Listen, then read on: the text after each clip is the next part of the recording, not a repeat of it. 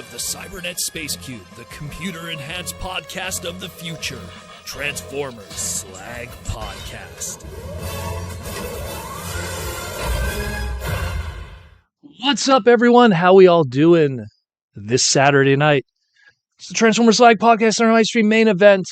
I'm your host, Proto Man. I'm the face that runs this place. I'm the voice you hear Monday to Friday, and it is Saturday. Although you didn't hear my voice completely Monday to Friday because we took a special trip to the United States. We did a little New York tour. We'll cover that in a moment. But more importantly today, it is the week before TFcon.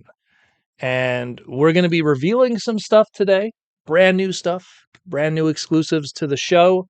We're going to talk about a lot of news because we got a lot to cover today. A little bit of shout outs too, because we did a comic book tour. We went from Montreal all the way to NYC, New York, and just hit up the shops and everything and doing signings and stuff. It was fantastic. And I'll give a shout out to those guys. But yeah, how we doing today? Who's in the chat? Because it's going to be a stacked one, to say the least. So we got the TFcon twins. What's up? I'll be seeing you next week. I got your shirts and everything like that. Mateus, I'll also be seeing next week. Rudy Mac, I'll be seeing next week. The Ontario Swedish Chef, I'll be seeing next week. Will Murphy, what's up, man? Patrick Brown. J.R. Mina, I hope I could see one day, all the way from the Philippines. How you doing, my man? Brainstorm 2002, what's up? Cringe McCringle, I'll be seeing next week also. Excuse me, I've been eating a lot before we started today. T-Formers 2002, I'll be seeing next week. A lot of the TFcon people are here. They're gonna get to see all the coolness. Oh, my mouse just gave out on me. All the good stuff. Who else is here? Chavez, how you doing? Guillaume says, I'm surprised I'm not at Montreal Comic-Con. I'll be honest with you, Guillaume. Montreal Comic-Con, unless you're going for like really rarefied like guests, like, certain actors or wrestlers or whatever, the rest of the show, for lack of better words, is crap. It's just an overpriced dealer room. No events, no community, no decent panels. You go there to get that one, autograph, and the sad reality is to pay like $125 for the weekend to get that $125 autograph or the meet and greet for $200. I think I'll stay home. Let's just say there's no FOMO with that one. I'd rather go to Montreal Otakuthon, which has community 24-hour events, free autographs of rare guests. So that's kind of my take with that. Never been a fan of Montreal Comic-Con. A little too expensive for not enough back, and not really, unfortunately, hot take, not really part of the community in a lot of ways. It really is just a business of a convention, unfortunately. But yeah, so then let's start everything today because we got a lot to cover. Got a lot to cover today. So we got tons of news to cover, reveals today. We'll talk about our little trip that we took from Montreal to New York and hit everything in between, doing signings at comic stores.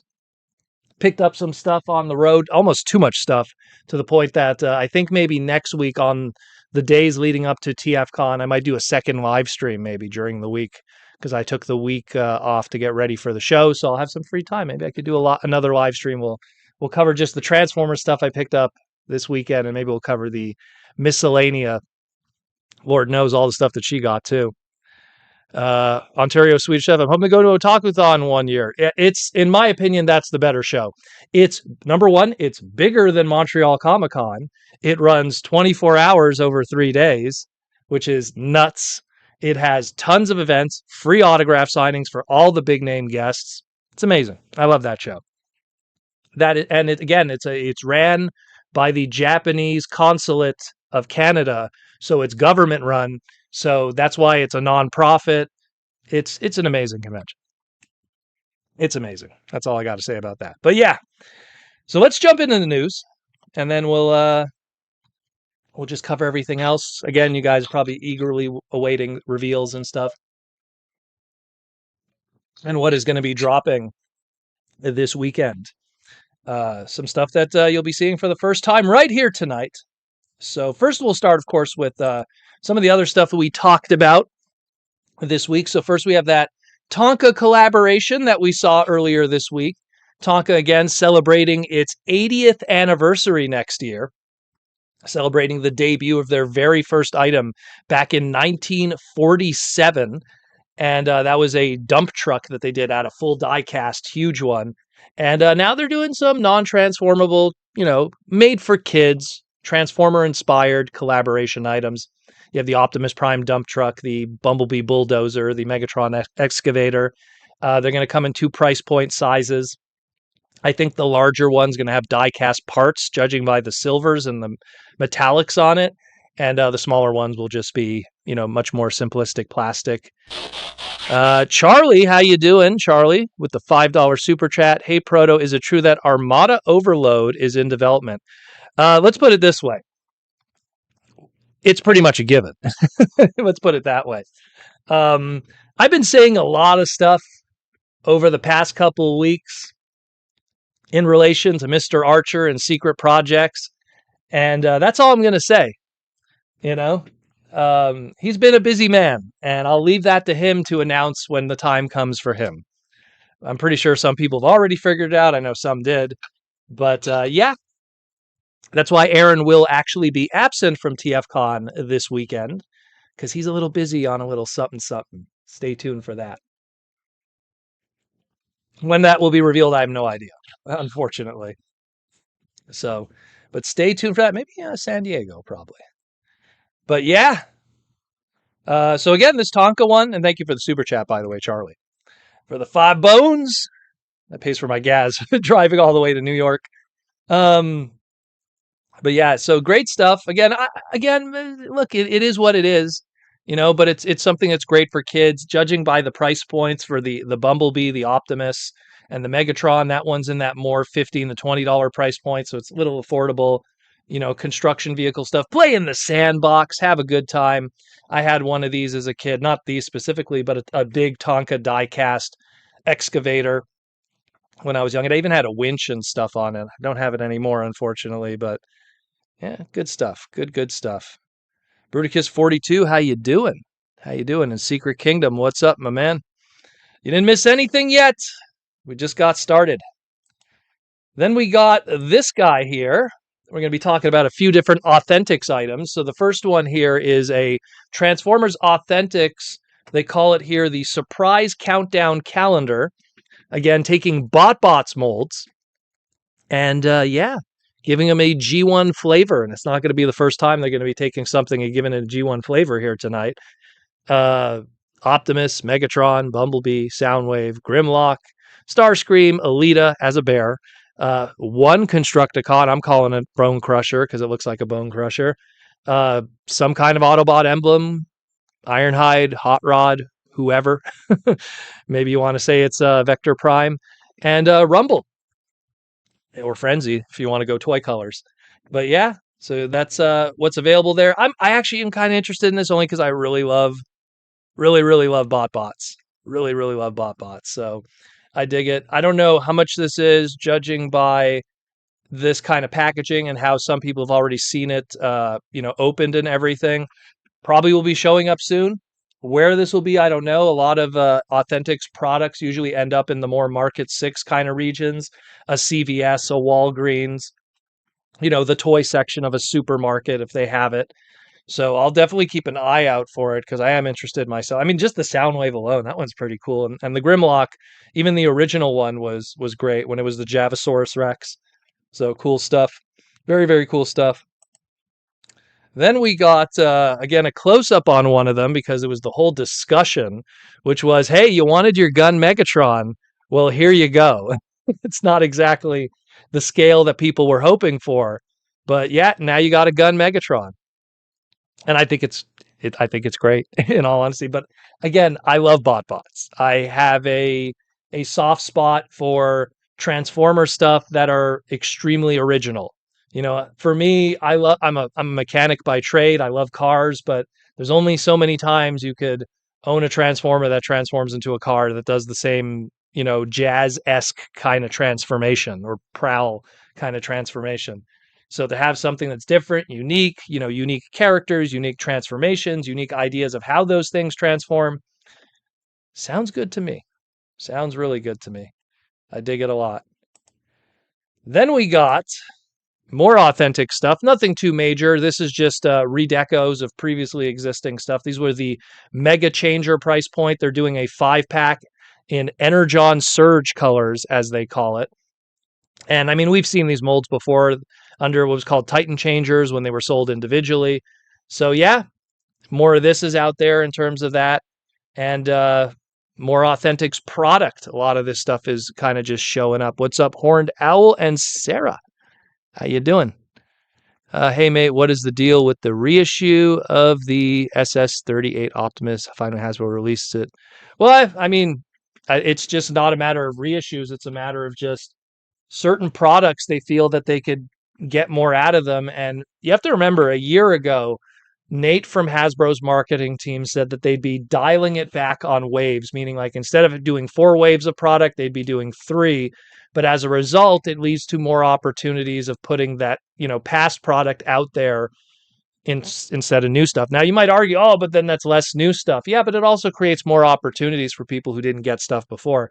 Transformer prices, historically, once certain products are retired and still desirable, skyrocket in value, if not just double, And it's something where, hey, if you get an opportunity, pick it up, yo. T-Formers 2002 says the calendar is available for $32.99. Jeez, man, that's gonna be like $40 Canadian, if not 45 Canadian. Mind you, it's 10 bots, which isn't too bad. I think I'll wait that one out. Didn't realize it'd be that expensive. But it is what it is. Maybe I'll find something cheaper in person. You never know. Thank you, T-Formers, for finding that. But yeah, so at least we know it's on Amazon. So yeah, we got the we got the Energon Burst here. Check these out. Then we got the Tiny Titans. So there's a listing that showed up here. Now, this one reminds me a lot of what we just talked about before, where this is going to take the Tiny Titans that we've gotten before, which debuted during Transformers RID 2.0, the 2015 series, and just these non-little transformable PVCs that were blind bagged. They ran for I think it was like 5 or 6 waves. And one of those waves, would throw in a couple of Generation 1 sculpts. And this Tiny Titans assortment here says that it's going to be coming with Optimus Prime, Bumblebee, Soundwave, Shockwave, Alita, and Grimlock. Now, all of those -1 have gotten Tiny Titan iterations. So I could totally imagine, what's up, Larry? I could totally imagine them taking these sculpts that we have above here, because these were all the G1 inspired ones, with the exception of one, which we'll get into a moment, and just giving them a better paint deco. Because the original Tiny Titans usually, they had 1 or 2 paint decos on there, just keeping it simple and affordable. So they could put a little more budget into them. And the Optimus, the Bumblebee, the Soundwave, which was purple, it was terrible, even though the card that it came with had him blue. The Shockwave, give it better colors on his eyes. Now you have Strong Arm here I included because they said Alita is going to be part of this assortment. And when you look at the sculpts that were available of the Tiny Titans, this is assuming they don't make any brand new sculpts from the ground up, that they just use what they have that's available to them. They did that with the Tiny Turbo Changers recently. They took past Tiny Turbo Changers, put a little more paint into them, and gave them a G1 kind of thing going on. So I imagine that they'll take Strong Arm. She has kind of an Alita shape to her head sculpt a little bit if you squint, and give her the pink. And that's that, and it'll look like Alita 1. The other one's Grimlock. So that's what I imagine. You have the SKU number there. You have the G number for the assortment. So these will probably be showing up in the near future, so stay tuned for that. These are not a reflection of how they actually look, but a general idea of what they should look like when the time comes. So stay tuned for that one. And then, of course, we have Authentics Prowl. This is, of course, their Prime Changer price point. Now, we knew that we were going to be getting something Authentics of Prowl because if we go all the way back to right here, where are we? Not that one. If we go to the box art here, it's kind of hard to see, but if you looked at the grayed areas of the 10 figures on the box, One of them is box art of Prowl. It's in the bottom middle there. It's kind of hard to see. It's above the S, the F, and the O of Transformers. And Prowl has new art here that clearly is going to be used at some point for Authentics. And well, guess what? That is what's going to be going on here. One moment. There we go. With this guy. And what's cool about this Authentics one, he comes with two different accessories, like a gun blaster and a shoulder blaster, but he also comes with blast effects. Did I say Prowl? I meant Mirage. Excuse me. I'm a little tired today. It's been a long weekend. So, but it also comes with blast effects, which that's pretty impressive.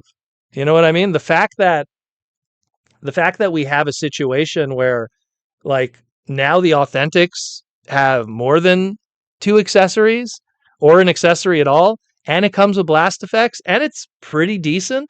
I mean, like if you would have showed me this item like back in, let's say like the 2006, 2007, classics era, like when we got Prowl, you know, it's it looks like something that we could have pulled off back then, especially during the Aaron Archer era. So definitely looks very cool. And again, I have a soft spot for Formula One Transformers and Prowl specifically. So this one looks really cool. This one looks really, really cool. And again, this is the prime changer price point. So the way that I see it, it's like, it's probably going to be like $10, $15 at most. So very, very cool. I dig that one a lot. I dig it very much so. Then we got some full colors of some guys here. This was Takara Tomy with the T-Spark through their Instagram and Twitter. So here's our first full color look at Galvatron. It now gives us a date for when the pre-orders are going to drop and when we're going to get all the images. And that'll be next week, Transformer Tuesday on the 8th. So stay tuned for that, July 8th. Of course, that's July 8th will be a Wednesday for Japan, but it'll be a late Transformer Tuesday for us who are in the future here in America. So, yeah, check that out, yo. Galvatron NL05, New Legends, Beast Wars 2, Galvatron. Looking good. Looking real good. Looking real, real good. I want to see that dragon mode. I really want to see how they pull that off. Is that going to be like crazy articulated, or because the original toy was kind of stiff in its alt modes, the drill tank, the dragon, it had to be a triple changer. It had the spring loaded gimmicks. So it kind of had to sandwich in that stuff there. And it was a case of, Beast Wars 2nd was one of those lines where here's all of these repaints and pre-existing decos and molds of Beast Wars toys. And then here's one or two or three new decos and new molds in that of Galvatron and Lio Convoy. So it'd be nice to see what they do here. With kind of an open-ended budget, because this is going to be a big boy in terms of pricing and everything. And of course, we'll find out the pre-order dates and everything. So stay tuned for that one. And then, of course, we also got this bad boy. We got the MPG 24, which is going to be Ramhorn and Eject. And then we got the MPG 25, which is going to be Broadcast, aka Blaster, and Steeljaw. And we got our full color shots of these guys. Again, people who already purchased like the Generations, versions of Rewind and Ramhorn and stuff. I mean, this is why I always wait out for masterpieces, because certain characters that are a little more higher on the food chain will get masterpiece treatments a lot sooner than even like what third party could do. And again, I have a soft spot for Blaster because he was one of my first Transformers, if not my first Transformer. And just looking forward to this one. And I imagine like people are probably wondering where where Rewind's going to be. Rewind's probably going to be included with Broadcast. It's going to be Twin Cast, the blue repaint, which has been confirmed by Takara. They will be doing the blue repaint at some point. If not, maybe they'll include two different cassettes. Maybe they'll include, Rewind, and they'll also include, I don't know, they'll include Rosanna. Why not? Just keep it simple. But yeah, check those out, yo. Let's see, what else do we got? We got a lot here. So then, of course, this one's interesting. So this is to celebrate the 40th anniversary of Back to the Future in Japan. So Back to the Future actually came out in America, the very first movie, in 1985. but Japan got it a year later.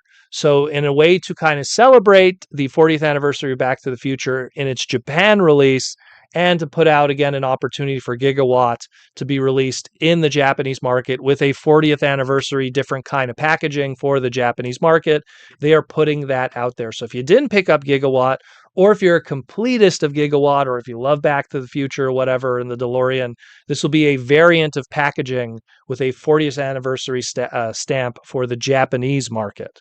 So stay tuned for that one. It would be interesting to see if maybe even Hasbro Pulse carries this in limited numbers. So I could see it happening. But so check that one out too. Very cool. That's a nice one. Then, of course, we got this one here. We have two pieces of Cyberworld news, especially for people who can't make it to TFcon. So first we have, of course, this cyber world information now that we now know that a lot of the cyber changers will have glow in the dark elements on them. Here's an example of the Cheetor, or the not Tigatron, as I like to call it. But the Cheetor here does have glow in the dark elements on it, and so will all the other translucent ones. They'll have translucent and glow in the dark pieces on them. So that's very cool. Now, Cyberworld is completing its first season very, very soon. There's one more episode before the season is done, and then we go into season 2 right away. And Hasbro is going to be doing a whole bunch of pop-up events in the East Coast of the United States. And here is the list. They will be at Walmart's. So there's going to be a whole bunch of different pop-up events at Walmart, all kinds of photo opportunities, all kinds of games and everything. A lot of them look like they're going to be in the Ohio region and Florida. More dates will be added. You just have to go to the Cyberworld website. They put up a new website for Cyberworld Energon Surge. You can just throw it in Google and it'll bring you to it. And just scroll down to the free events at Walmart. So just take a screenshot if you want, if you're in the local area. I know there's a few people that live in the Ohio area in the chat today. And I think one or two in the Florida region also. So it's something where if you are interested, take the family, take the kids, or even just take yourself. And Hasbro is going to be having some little pop-up events to celebrate Transformers Cyberworld Energon Surge. So check that out. If you can't make it to TFCon or any of the events, here's some stuff for the month of July to keep you busy. Pretty cool. Pretty cool. Then we're still not done yet, guys. We got a lot. Then we got a listing here for a Transformers Age of the Primes Voyager class Cyber Shark. This one comes as no surprise, in all honesty. If you have that Gel Shark, aka Skybite mold, it's either one or the other. You know, it's a cliff jumper, it's a bumblebee, even though technically they're not the same mold, but you know how it goes. You know, so it's kind of the same thing. It's like, are we going to do the much more well-known due to media Gel Shark, aka Skybite from Robots in the Sky's Car Robots, in those yellows and the blues and everything? And of course, that character has then been used in other iterations, be it Cyberverse or the recent series of Cyber World, and I could go on and on. Or do you go with the, the Transmetal 2 colors of Beast Wars from 1998, 1999? So they got to do something with that tooling. Maybe we'll get a unique head sculpt on it, different facial expression or something, just to mix it up a little bit. But stay tuned for that one. That one is also on its way. Then we got a listing for some other items here. We have some Studio Series items to talk about. And we got the Transformers Generations, aka Studio Series 86 Leader Class Sludge, is going to be getting a reissue. So people will be able to get another opportunity to pick that one up if they haven't already. And same thing, there's supposedly a Seeker 4-pack that's on its way that's going to feature Ion Storm, Nova Storm, Acid Storm, and Sunstorm, someone that Nate has been waiting to get off the ground and make that happen. So that's also going to be happening at some point. No word yet if that's going to be a store exclusive. It's just going to be a mass, item. I mean, if this is 4 Voyagers in a box, that's definitely something I can't really see being a store product, but you never know. You never know. But that is a big, expensive get, if anything. That's kind of like in the line of what we've seen with those movie box sets and everything. But we'll see how that goes down. Very interesting with that one. And the last one here, I don't have the listing for it, but we also have a Scooby-Doo 100% confirmed collaboration item that it's going to turn into the Mystery Machine. It's going to come with a little Scooby-Doo transforming Ravage Scooby-Doo thing going on. It's going to come with 4 different head sculpts, so it's going to be all 4 different members of the Scooby-Doo crew, the Mystery Machine crew.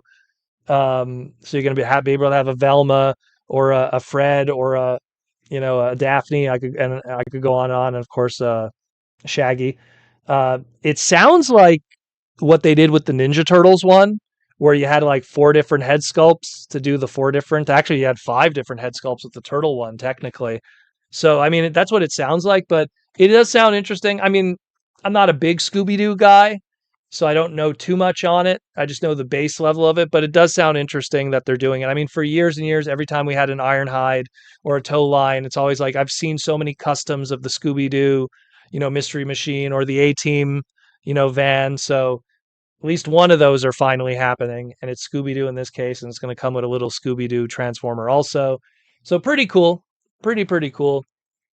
I mean, it's something I might want to pick up just because Derek was such a huge Scooby-Doo fan, and I almost feel like just getting it just in the in the essence of Derek would have been cool because he would have dug that a lot.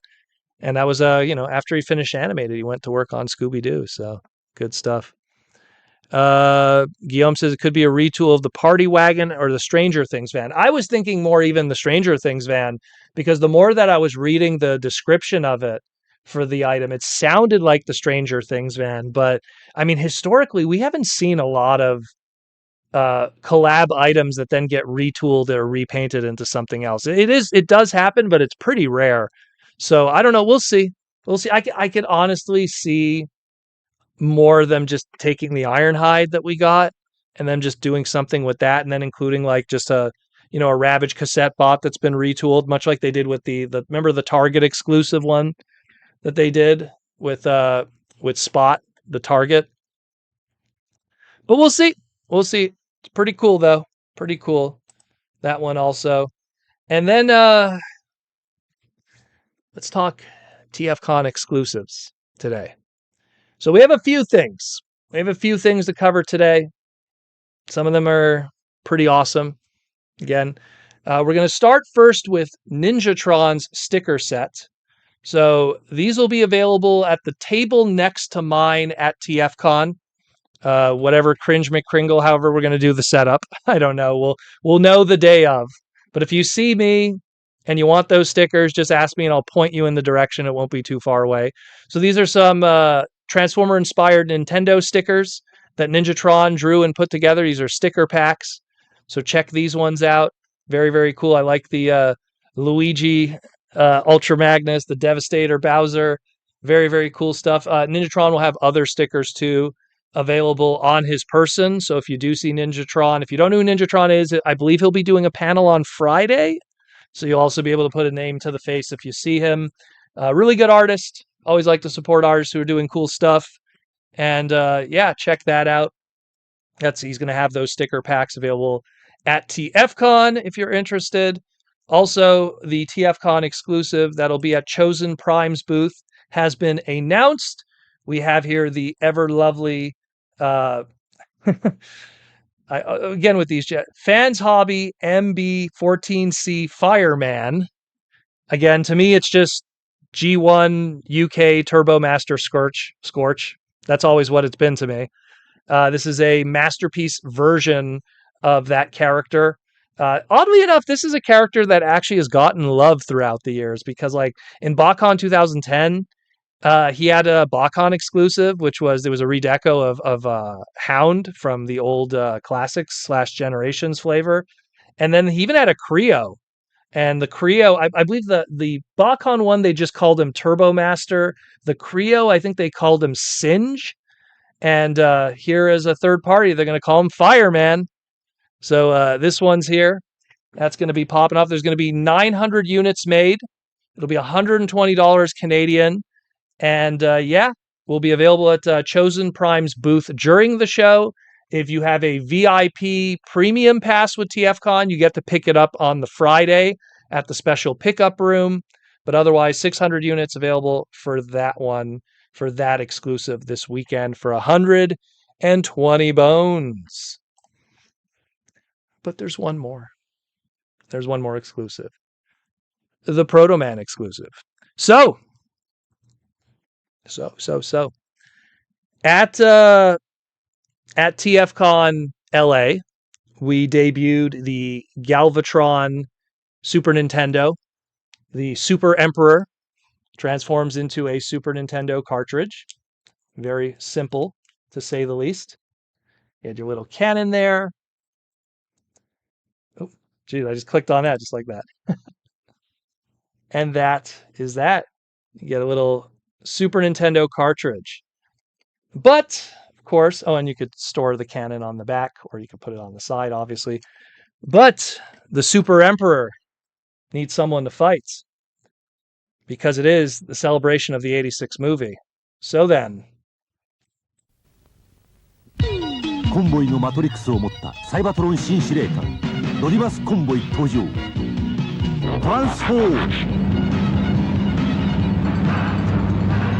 炸裂する正義のパワー新しいヒーローロディマスコンボイ新破壊大帝ガルバトロンが迫る立ち上がれロディマスコンボイロディマスの戦いが今始まる対決トランスフォーマー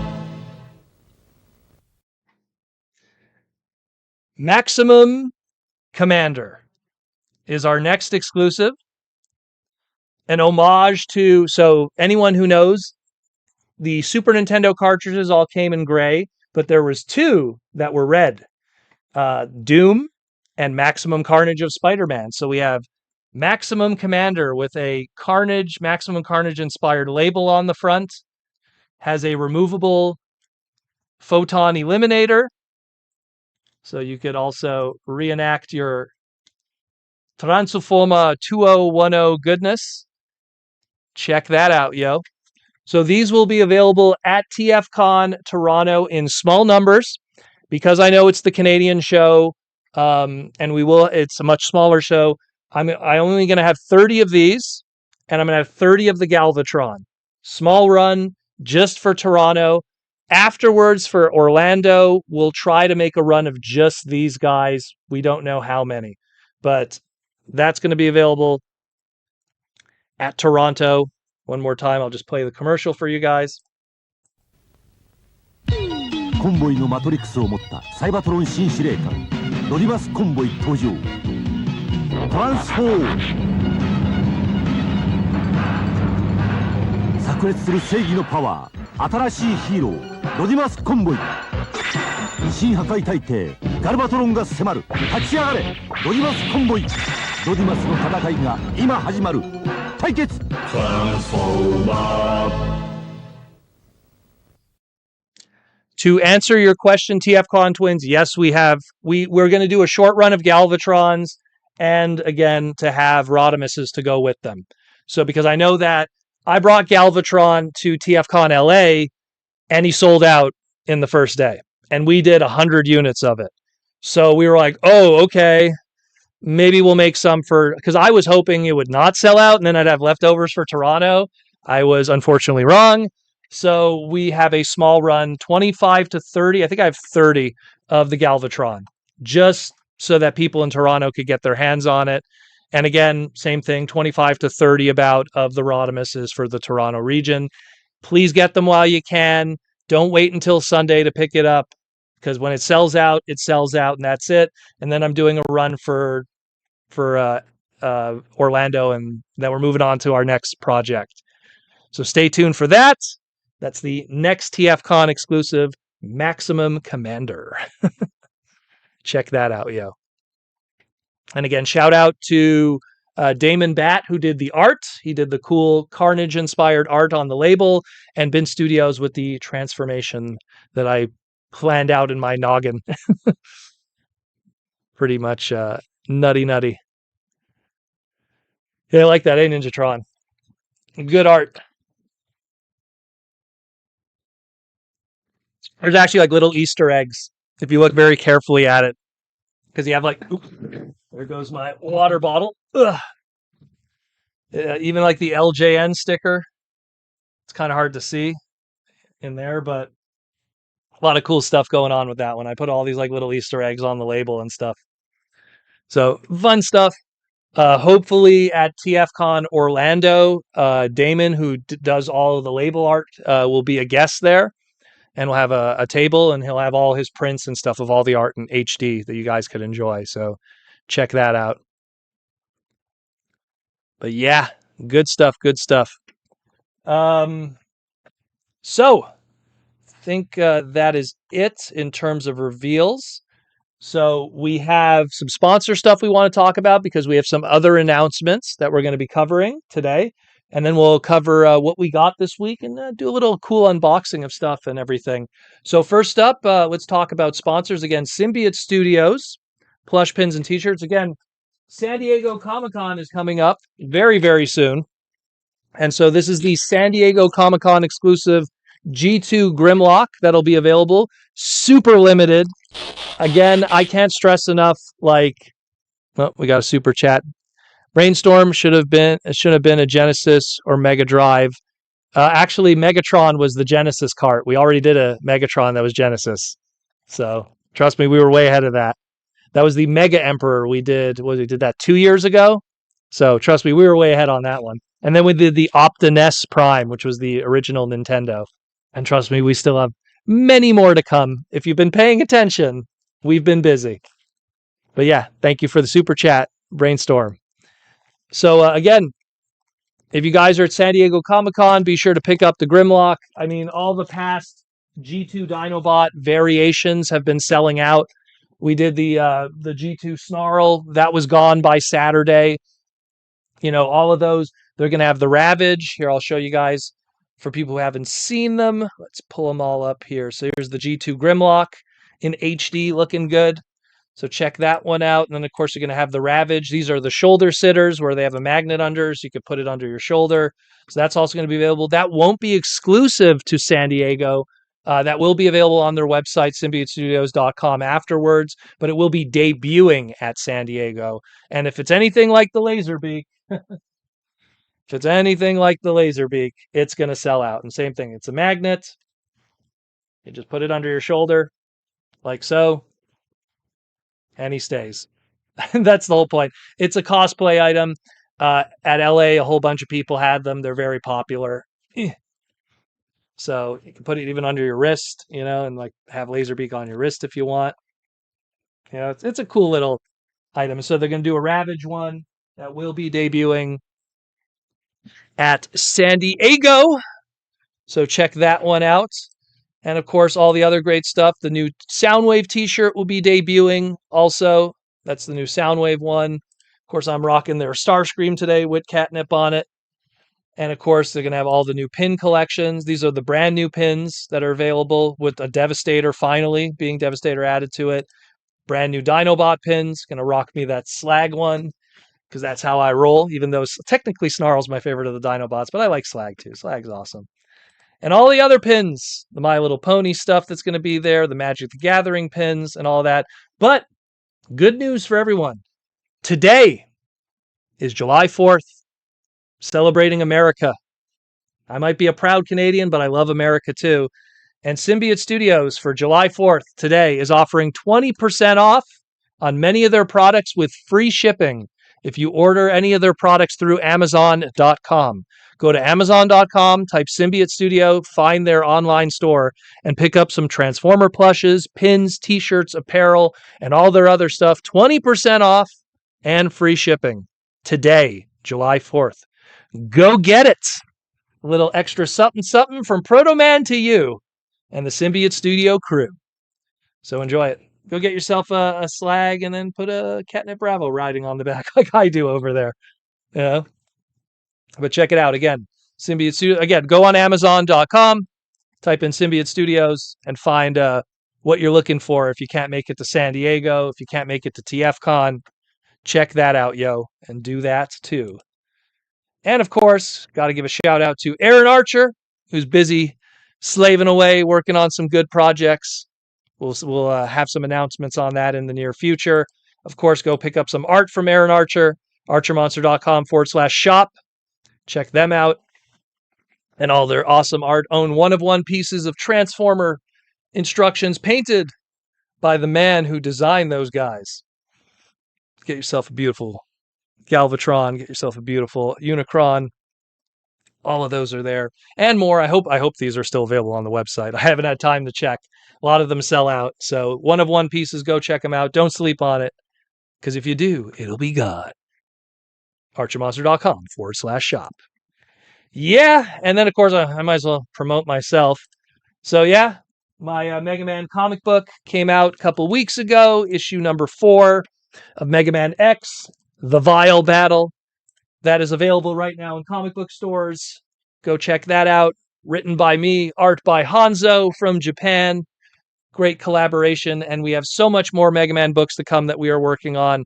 It is going to be an awesome year, and we have some big announcements at San Diego Comic-Con, which I'll be at. So stay tuned for that. And if you want to get a Mega Man book signed and you're in the San Diego area, swing on by, and I will gladly sign your book for you, because we have a signing there too. Speaking of signings, let's talk about the adventures that we had, more or less, and we'll take some super chats from you fans today. So we left Montreal on Wednesday, and we pretty much did the signing tour, bang, bang, bang, just hitting everything up in state of New York all the way to New York City. And we hit up specific stores to do those signings. And I just want to give a shout out to a few of those stores. I have some of their business cards here. Some of them didn't have business cards, unfortunately. But I want to give a shout out to Earthworld Comics, where we did some signings. They were very, very cool. Awesome people there. They had some really nice Wolverine Jim Lee books that I picked up. They were really cool. Then we went to Aquilonia. I'm going to spell that for you because it's a very interesting way that's spelled. It's Aquilonia. Aquilonia. Owner is really awesome. What was really cool is I ended up finding out that he really likes Magic the Gathering, and he gifted me a sealed pack of Fallen Empires, which if you know Magic, you know, a sealed pack of Fallen Empires, and it's interesting history. So shout out to them. Very cool of them. Aquilonia, again, did a signing with them too. Then we went to Jack in the Box Comics. Shout out to them. Also did a signing. Picked up, what did I pick up there? I picked up some key issues of stuff, some old Superman stuff and this and that. Oh, and one Spider-Man book and a Transformer book, because I still buy Transformer books of Skybound. So I figured I'd pick it up there, support. And then we finished it off with the most interestingly named store of them all, Cromulent Comics, a reference to The Simpsons. Cromulent is a perfectly reasonable word. We went to Cromulent Comics, did a signing there too. This is all on the New York Strip. Again, check them out, Cromulent Comics. All very cool stores in that New York area, Plattsburgh, Albany, Vermont, Burlington, just kind of going down the stream to New York City. Check them out. Very, very cool. Very, very cool. Different Jack in the Box. JAK, not Jack in the Box, the food, the fast food. I know it's apparently the J, the A, and the K is a reference to the owners of the store. So check them out also. Very cool people. Very nice. So yeah, just wanted to give a shout out to them. Having a good time at their establishments, signing some comics, checking out merch. Very, very cool stuff with that. But we also bought a bunch of stuff. If Proto Man and his wife are going to be traveling the craziness, we're obviously going to be hitting up a bunch of stores. And I hit up pretty much any Ollies I could find just to get some good deals. So pretty much we bought a ton of stuff. She bought a ton of stuff. I bought a ton of stuff, comics, all kinds of things. Today we'll just talk about the Transformers Ollie purchases. And then later, maybe next week before TFcon, we'll do another live stream and we'll talk about all the other stuff we got. But yeah, pretty much, just a lot of really good deals. Again, I love Ollies. I'm in Canada, we don't have them. So whenever I go to them, it's so cheap. This was the Hydropods Megatron. I actually didn't even buy this for the Megatrons because they did the Hydropod Transformers. They did Megatron. They did Optimus. and the line sold so poorly. Not just the Transformer one, just Hydropods as a whole. The line didn't sell very well, and it got canceled. But on the back, and that's the only reason I bought it, they planned to do a Hydropods hot rod. So this is the only evidence that there was going to be a hot rod Hydropod, was on the cross sell of the back of the packaging of this.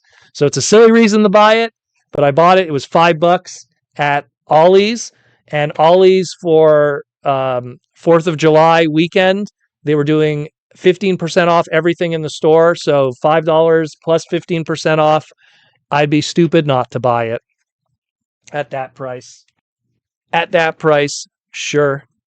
What's up, Victory? How you doing? Bruticus, what's up? We also picked up from Ollie's for $20.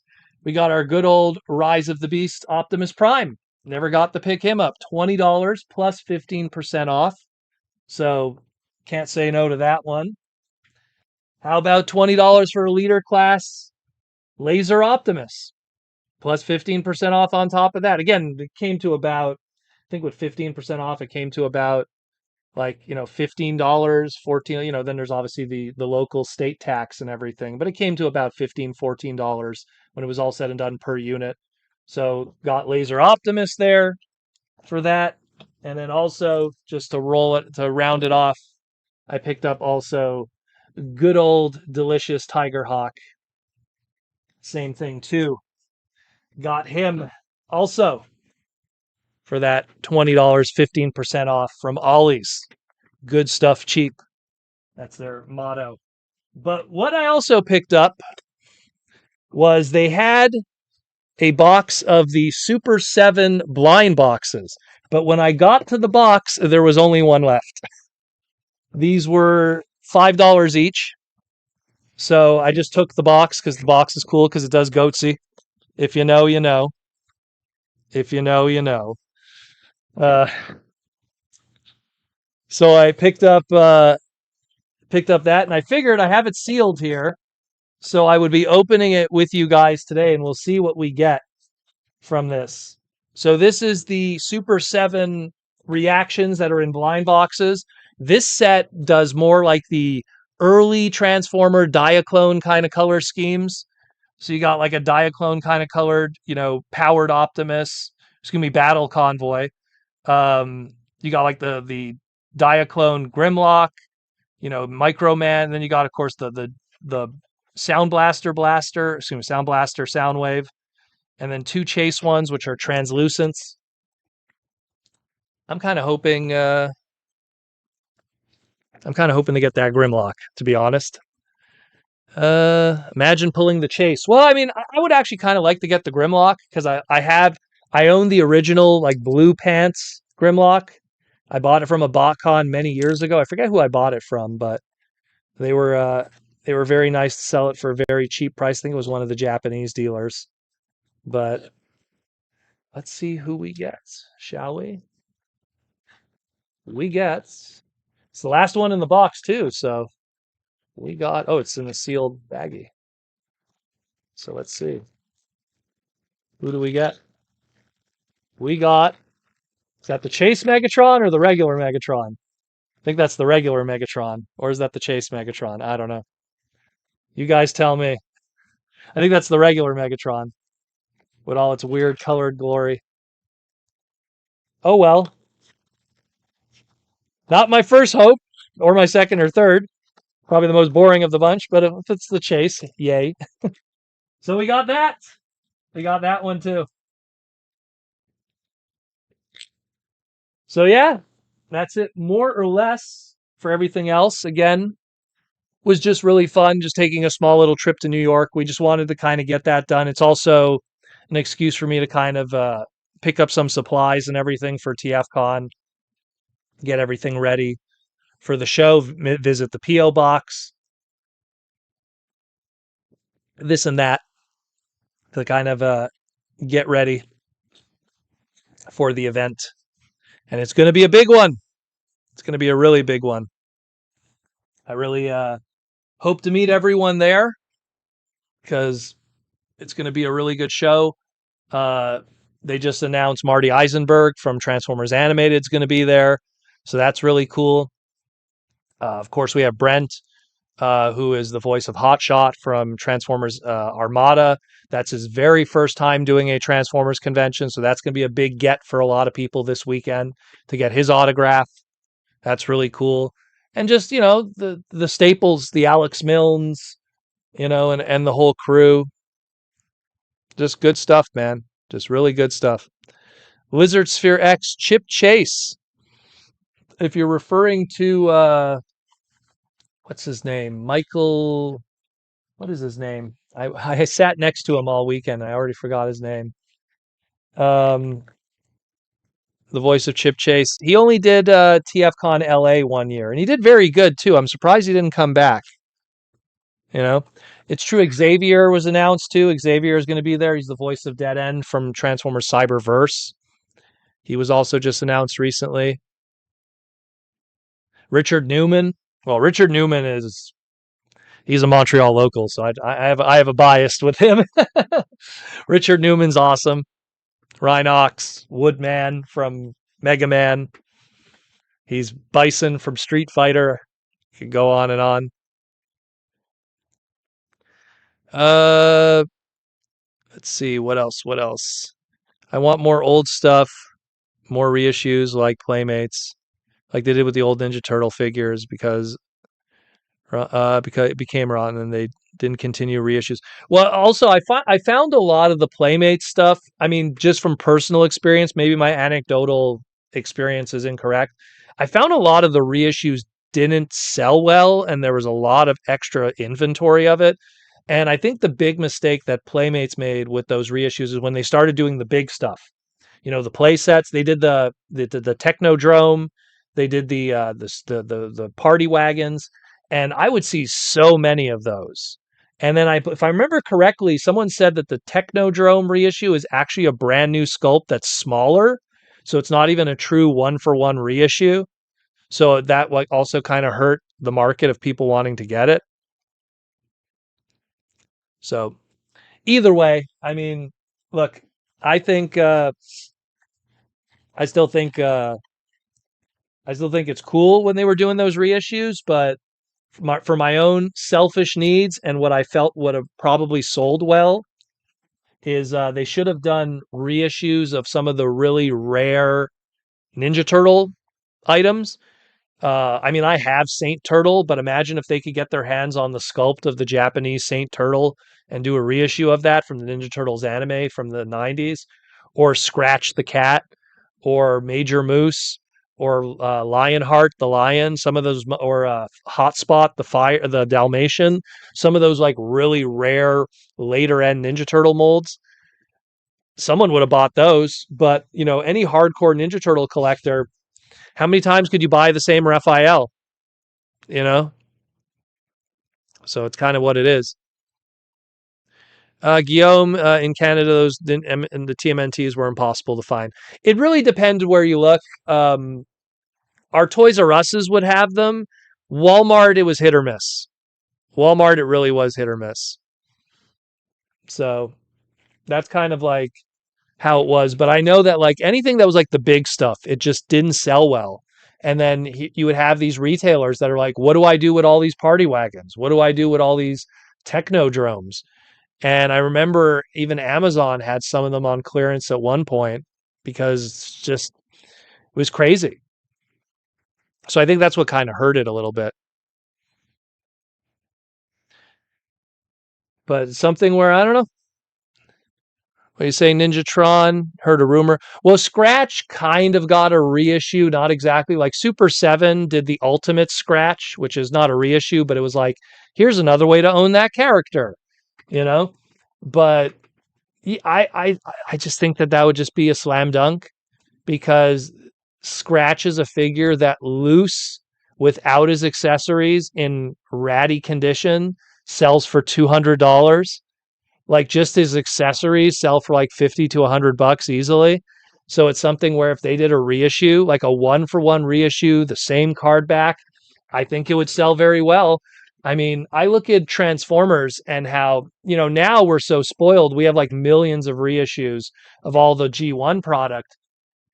But, I'll never forget when Takara did that first run of G1 reissues, especially the book box stuff, they were taking items that on eBay 100, like, no joke, I'm not over exaggerating. Back in the day, and when I mean back in the day, I mean like eBay circa like 1999, 2000. Back in the day, a G1 Prowl 100% complete in good shape sold for like $400 to $600 easily, easily. And that's $400, $600, 2000 money, So we're like with inflation today, that would be like $800, you know? And I can't even talk about exchange when Clinton was president for us Canadians. So it's something where, I mean, to me, it was nuts what complete vintage G1 was selling for. I remember I was eyeing just trying to get, because I obviously lost Blaster's gun for my first Blaster toy as a kid. I lost it. So I would always try to buy a Blaster for Blaster, no pun intended. But there never was anyone selling just the gun. It would always be someone selling it complete. And so I would watch listings of Blaster and go, okay, maybe I'll just buy a complete one off of eBay. And this is the early days of the internet.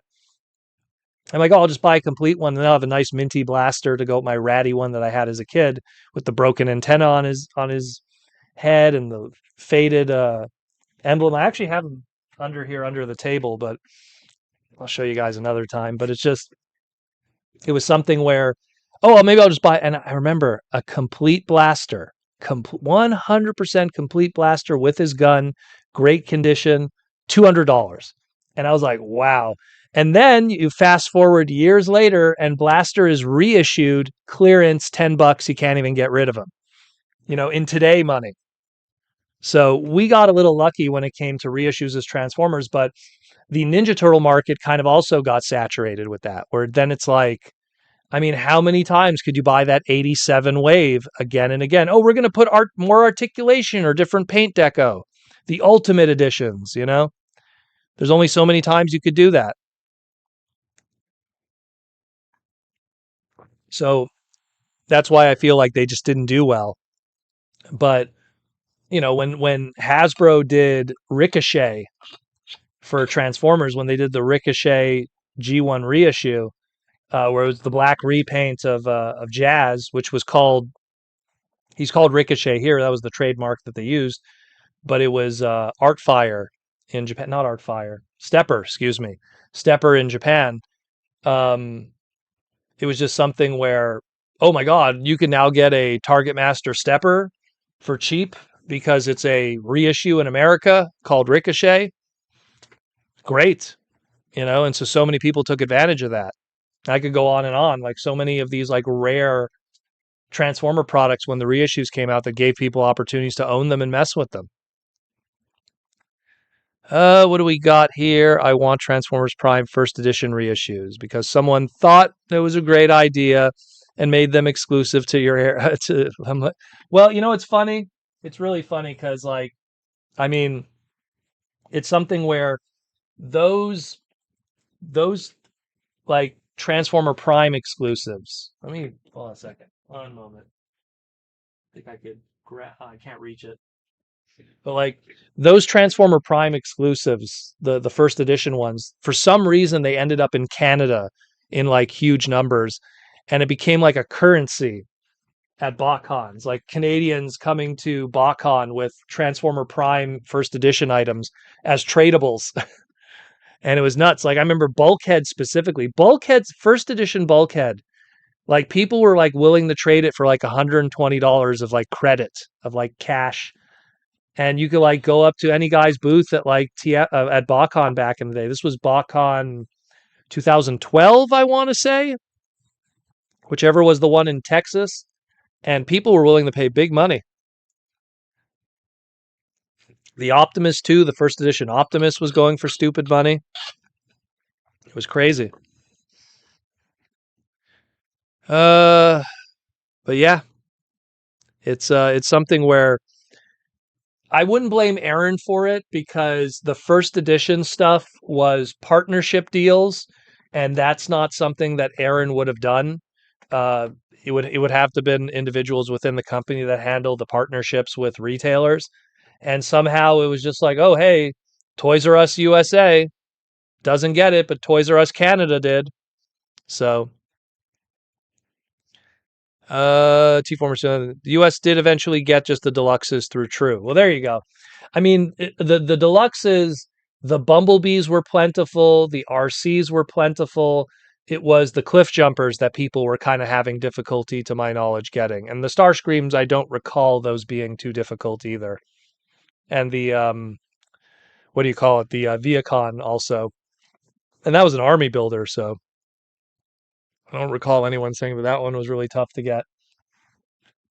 But yeah, at the end of the day, you know, it's still it's still something where, you know, it's a shame how Hasbro has handled at least the current Transformer Prime characters in modern iterations. I think what they should do is like what they did with the breakdown. They did that Darkness Megatron breakdown 2-pack as a Generation Selects exclusive.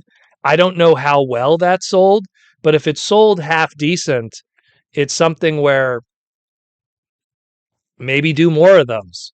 You know, do first edition Optimus Prime with decent deco and whatever. And, you know, now that you're not dealing with MSRP, because if you're dealing with retail MSRP, you have those limitations of what products you could bring over and how you could do it. But if you do it as a Hasbro Pulse exclusive, you could kind of play with that number and then be able to, like, you know, flip something out a little better. JR Mina, we were lucky in the Philippines to get the first editions. Well, lucky you, JR Mina. Very lucky. Very lucky. Is there a specific link for that Symbiote Studios discount? Want to get the insignia pillow now if they're available, Proto Man. It's at Amazon.com, the sale. Let me just pull that up for you. The slide, my friend. One moment. Got all of them here. Where's the sale slide? There it is. At Amazon.com, and then you get free shipping. But you're located in Canada, so I don't know how the free shipping will work out for Amazon.com, but it's worth a shot. Might be cheaper. Amazon usually has some kind of good flat rate for the shipping and stuff like that, so you could probably pull that off. Check that out. Hope that helps a little bit. I got like 4 breakdowns for some reason when they went to Mexico's Toys R Us. 4. I don't know why you would need 4 breakdowns unless you're like planning to like flip them one day when the market goes up. Well, that breakdown mold at one point was money. The breakdown, the Silas breakdown, the Swerve, which was a redeco of that breakdown. At one point, all of those Arms Micron Transformer Prime molds were money. They were worth money. It's the classic case of it's the current show that's on television. It's a character that has only one version of the figure or 2 versions of the figure, and they're very difficult to get. And thus, it funnels all the demand into that one product. Best example is, oh, I want to own a animated Blackout. There's only one figure. It came out only in Japan, and thus all the value is funneled into one version. If Blackout had a Western release, then that kind of separates the value. Now you can, oh, there's just as many of the Japanese one as the American one, although animated Japanese product would have probably had a different deco with those metallic sheens and stuff. So would have been a little different. But it's just something that, you know, with Transformers Prime, hopefully, because they've done stuff before with box sets, hopefully they'll do something again in the future. I always feel when Hasbro has, you know, holes in their releases, oh, we don't have anything planned here, we don't have anything planned there, they'll put something out, you know? They'll put something out. I have 2 departments and 2 for storage in case of earthquakes. I never buy Transformer toys in case of earthquake. Oh, I got to buy 2 of these in case of earthquake. I would just get a really secure house more than anything. all the money I would be spending on buying four of every product I'd put towards a house. And that sounds crazy, but considering how expensive Transformer toys are, that'd be a lot quicker. If every leader class is hitting that $60 range and you're buying four of them of every leader class, man, it gets to a point that you're doing a down payment on a house. You know, T Formers 2002 got Swerve fairly cheap. Yeah, because as time progressed, like I said, when it's not the current show and the demand isn't there anymore and people just aren't as interested, it starts to go down. It starts to like get a little softer, giggity. And the market's always like that. Whenever like it's not the new show anymore, things go down. Look, even Earthspark, like people were like, "Oh, I want to get the best version of these characters," and they were all the Japanese releases. And the Japanese releases were easily available and available on Amazon.com. Excuse me, Amazon.jp, the Japanese version of Amazon. They were available readily 24 hours, 7 days a week. So American fans didn't have to like go hunting and pay scalpers, um, from Walmarts and stuff like that and run around. They were just able to Amazon JP, click, click, click. This is what I need. Oh, I got my best version of Alita, best version of, you know, what do you call it? Like any of the Terrans. These have the best decos, you know? So to me, it's something where that's how like value goes up and down. But at the end of the day, I would always just wait. I don't pay right now what's going on because in all honesty, like whatever it is on eBay right now, like let's say the first edition Optimuses and the bulkheads and stuff, whatever it is on eBay right now, I think it's plateaued. I don't really see it going more than what it is. And the people who have them that are sitting on them, every year that passes, they run the risk that all it takes is for Hasbro to go, "Hey, we're doing reissues." And then that thing that they've been sitting on for no joke, like over a decade, could absolutely dive in value. And then they're going to be like desperate to sell it.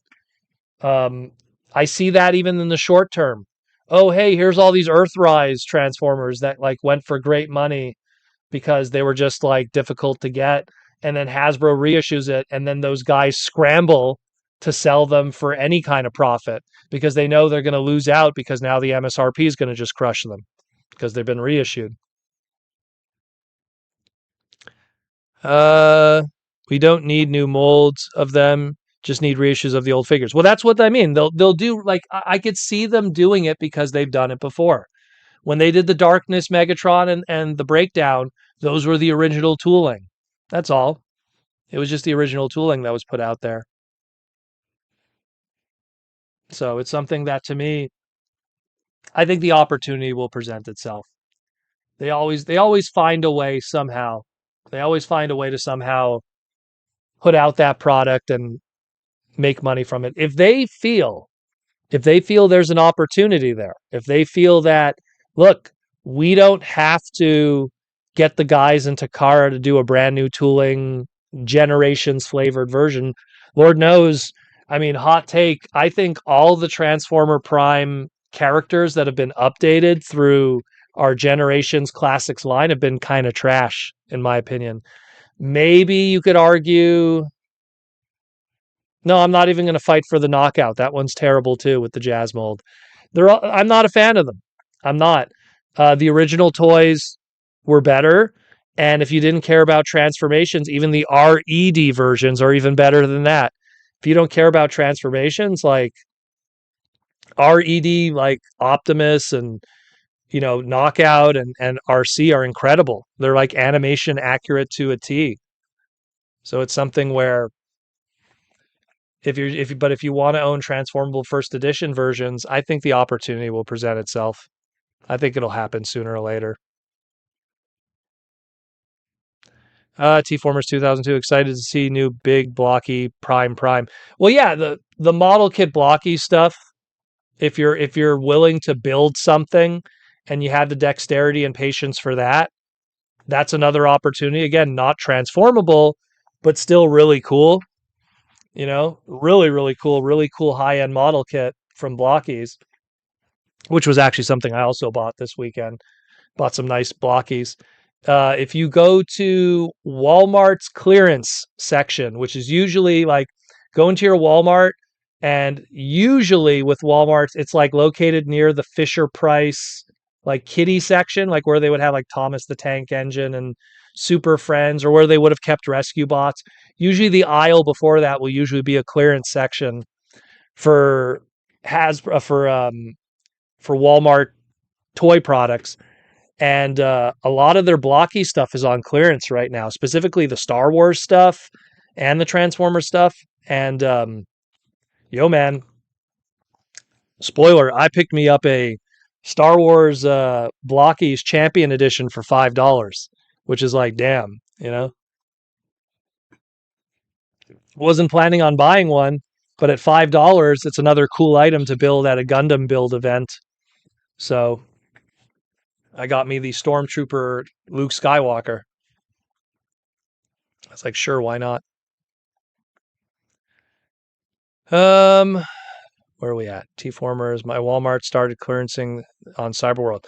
Man, T-Formers, I went to probably like 9 different Walmarts over the past couple of days, and I was getting deja vu of Canada.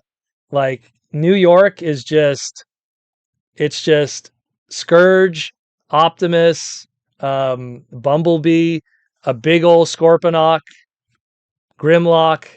Like I didn't see any Wave 2 stuff. I didn't see any Wave 3 stuff. And I swear I was hitting Targets. I was hitting Walmarts. I was so disappointed. I was like, man, either like I just, mind you, maybe it's just not the right week to go or something. But geez, I got really unlucky with that. The only thing that was cool that I found, but I didn't want to pick it up yet, was Nexus Prime was at Target, but it was like $43. And I'm like, I'll wait. I'll wait. $43 USD with the current exchange right now. That would make it like, gosh, mid 60s, $60. Forget that. No way in hell. I'll find that locally here. Maybe buy it tax in at TFcon Toronto this weekend. Next weekend, excuse me. Yeah, I'm just Alita, Wheeljack. Um, I mean Arachnid. Who else? Who else would be cool to get? Alita's like on top of the list because it's like, how did I never see her? You know, like those would be the cool ones if they're cheap, of course. You know what I mean? Not like some crazy outlandish secondary market prices. That's the ones for sure. But yeah, pretty much that's it. But hit up a bunch of stuff. It was just fun. It was just fun doing a little tour across New York State and checking out everything. Again, it's funny because it was it's 4th of July like week, so like all the American flags are out and everything, and it was cool. And then of course Canada Day was a few days prior to that, and we always have our country celebrations so close to each other. July 1st is Canada Day, July 4th is for the United States, and so that's always fun to see that too. But I was amazed by how many the selling of fireworks. Like everywhere you go, there was firework kiosks. To quote Apu from The Simpsons, celebrate your country by blowing up a small piece of it. Yeah, gotta love it. T-Formers 2002. I'm gonna finally get that G2 Megatron Hound. G2 Megatron Hound. G2 Megatron Hound. Which one are we talking about? The G2 Megatron Hound. What we got here? Lizard Sphere X got lucky and found Studio Series 86 Devastator for one. Oh, that's not bad. 130 loose. Man, that is really good. And Victory, what do you have here? Proto, what's for dinner? Let's put it this way. We came back from the States. We bought a whole bunch of junk food, and then we realized we didn't do groceries. So we've been eating nothing but junk food. I literally had for supper or dinner I had breakfast because we didn't plan groceries because we didn't really. The problem was, I don't know how it was for you guys. The weather was scorchingly hot over the past couple of days. So to buy any groceries, even junk food, like she was buying like chocolate bars, and I'm like, if you buy them and put them in the car, you're gonna have like puddles of mud, afterwards. So it was really bad. It was so hot, the weather. Oh, you're talking about the hound that's based off of Age of Extinction. Okay, I know what you mean. Or the Last Night. Yeah, that one. The G2 colored using the hound mold. Yeah, yeah, yeah. I've seen that one. I don't know what that one costs. I've seen that one many times. No one's touching it. No one's buying it. And everything's a little more expensive in Canada. So on top of that, it's like it's kind of an undesirable item. But I've seen it in person a few times. Hey man, if it was like $2, I'll pick it up. But like that's the thing. Like, I have a breaking point with Transformers where it gets to a point that, you know, it's like, oh, $5, I'll get that. But this had a special reason because of Mr. Over here. So I literally, no joke. Like I was hoping that the hot rod head would get released one day. And if they didn't put it with a body, because I saw what they would do with the Marvel ones the Marvel branded ones of these hydropods, they would do hydropod packs, so you could get random heads that you could like blind packs. And so if they would do blind packs, and that's the only way you could get the hot rod head, so he wouldn't have a body, right? Um, I got a Iron Man hydropod because it has like the red and the yellows, and I'm like, that'll be Hot Rod's body. So I have an Iron Man of this that's just sitting in the package, going one day there'll be a Hot Rod, and it just never happened. And for people that are wondering what hydropods are, it's these little like you put like water in these capsules, and then the head appears. You can see the head if I put it upside down. It's kind of like, for lack of better words, like Mr. Freeze for characters, and they spray water. It's kind of like a Nerf item, Hasbro using all their different brands, Star Wars hydropods, Transformer hydropods, generic character. I think they did. Want to say they did. I want to say that they did also Star Wars with the Marvels. I'm pretty sure they did Star Wars too, but didn't sell well, unfortunately. They were pushing it big at San Diego 2 years ago, and it just never worked out. Where can I get the football Optimus? I only see the disposable. I saw all of the NFL Transformer stuff in person going across the United States. I didn't see any of those in Canada. The soccer ball one, if you're referring to that football, I did not see at all. I did not see that one at all. Happy 4th, by the way, from a Canadian. Happy 4th of July and your 250th anniversary of your country that I love so dear. I love the United States. It's an awesome place. I never understood people who don't like the United States that live in it. It is an amazing country with amazing opportunities, you know. And this is coming from an proud Canadian, extremely proud Canadian. And I love the United States. In a lot of ways, many times in my life, I would always think about if I lived in the United States, how I would probably get even more opportunities financially because of how many opportunities your country gives to people, you know? Yeah, Star Eagle's awesome. I like Star Eagle, but then again, it's a Beast Wars mold. Kind of looks like Blue Bolts, like you said. I don't hate it, you know? I've seen that Soccer Optimus in Walmart's over the last few weeks. Okay, so it's in Walmart's at least. I haven't seen it personally. Haven't seen it at all. And no joke, I went to, like I said, like 9 or 10 Walmarts and Targets, just boom, boom, boom, boom, boom. Went to Dollar Trees, Family Dollars, Five Below. What else did I went to? Obviously the Ollies, a whole bunch of them. Ross Dress for Less, hitting any store I could find. I'd go into a mall, boom, boom, boom, boom, boom. And it was because it was so hot. If anything, just for the air conditioning. But it was great. Uh, So with the new model kit Hasbro license, you're talking about the Make Kits. I don't know what's going to happen with the Make Kits. In all honesty, it's a really perplexing assumption because if they're going to do model kits, they're going to have to do something that is very different than what is currently available. And the reason why I bring that up is because Hasbro gave out the model kit license already to a bunch of different companies. And the agreement with those different companies were about style. So to give an example, like the Kotobukiya Flame Toys model kits that we have of Transformers, the agreement that they have with Hasbro is that they're all stylized versions of whatever those core characters are. So if it's going to be an Optimus Prime, it's got to be a stylized version. If it's going to be a Starscream, it's going to be a stylized version.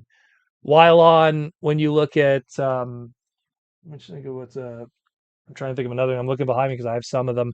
When you look at something like Blockies, Blockies is more true to form of those characters, true to how they're supposed to be.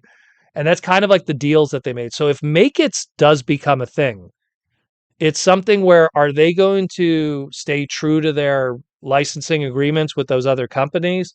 And Make It is only going to do if they do Transformer stuff. That's a big if too. But if they do Transformer stuff, is it going to be Transformer stuff that the other companies aren't doing? Are we going to see Make It's Beast Wars because we're not seeing like traditional Beast Wars model kits from the other companies yet? Yeah, you could say, oh, little blockies of like Beast Wars characters, but I'm saying like true to design, if you know what I mean. So I don't know. I don't know. TFcon Twins, how early will you be at TFcon on Friday, Proto Man? I'm going to be there early, but the problem is if you guys know, I try to get there usually before lunch. Like I'd have to say like 11 a.m. But the moment I get there, I have to start sorting the charity auction. Like people don't realize for like that next 5 hours. So like just some inside baseball. Like I show up, check into my hotel room, get all my stuff out, just kind of relax for a moment because we come from a 5 hour drive. And then maybe get some water in me, maybe eat something. And then I'm doing charity auction sorting with the doors closed because before we open it to the public where you guys donate, there's stuff that's donated all year round through the mail and through, because Colin, who runs TFCon, he runs 1-day shows throughout the year. So he'll run like a Action Figure Expo or what was the other one? Collector Con, or like he does all these like 1-day shows throughout the year. And people donate during those too. And so he accrues a whole bunch of that. So I have to sort all of it, make sense of it. Oh, is this broken? Is this damaged? Is this good? Oh, that's, this is like a loose figure. We could put this aside. Like you guys see what I do. Sometimes like we get a bunch of Beast Wars, vintage Beast Wars. I'll put them all together and we'll do a lot, you know? So like, that's why like the first row, I always tell people don't sit in the first row of the panel room during the during the charity auction, because I use that to like make sense of stuff. I'm putting stuff in boxes and everything, and so I'm going to be I'll be there, but I'll be absent. Like I'll be too busy with that. Afterwards, after the charity auction, I'm free as hell. Then I'm doing all kinds of stuff. Doing all kinds of stuff.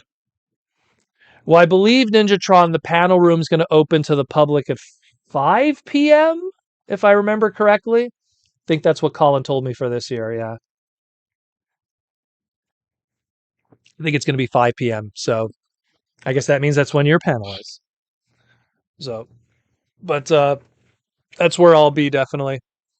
Again, I'm aiming to arrive 11 o'clock ish, but you'll probably just see me in passing because I'm going to be going straight to check in, go to my room, drop our stuff, and then we got to start sorting because it's a lot this year. And there's, like I said, guys, one or two, I'm not sure yet how many yet, but we're going to have one or two really one of a kind special items this weekend. So it's something where that, I don't have to worry about that. That's already taken care of, but all the other stuff we got to figure out. Um Now you have a bunch of stuff for the charity auction. Perfect. The Swedish chefs got stuff for us. Well, like I said, 5 o'clock is when we're going to open the doors for donation. Although if you give it to Colin in advance, he'll just bring it to me afterwards if you're too busy. That's what he usually does. He has. I know that sometimes he'll have the donation boxes during the day, not so much for like the attendees, but the dealers, because the dealers are like during Friday during the day, the dealers are setting up their tables when it's not open to the public yet, and sometimes the dealers they'll give their donations then. So and then I gotta figure all of that out. Yeah, 5 p.m. is when the doors are gonna open. That's what I figured.